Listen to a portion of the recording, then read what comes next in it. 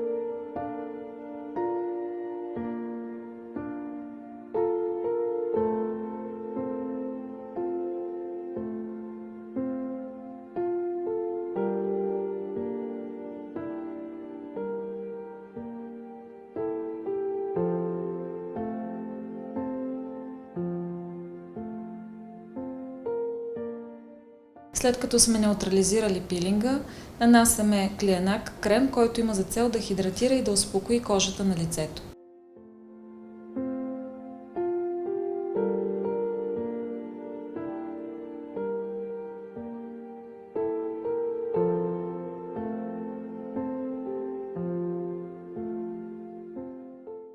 За максимално добри резултати се препоръчва серия от 4-5 повърхностни салицилови пилинга, след които трябва да се ползва Клиенак, който да хидратира и успокоява кожата, и задължително трябва да се използва слънцезащитен крем, специално адаптиран за мазна и проблемна кожа. След приключване на серията с пилинги, като поддържаща грижа за проблемната кожа, се препоръчват Клиенанс измивен гел и Триакнел крем, който се нанася вечер.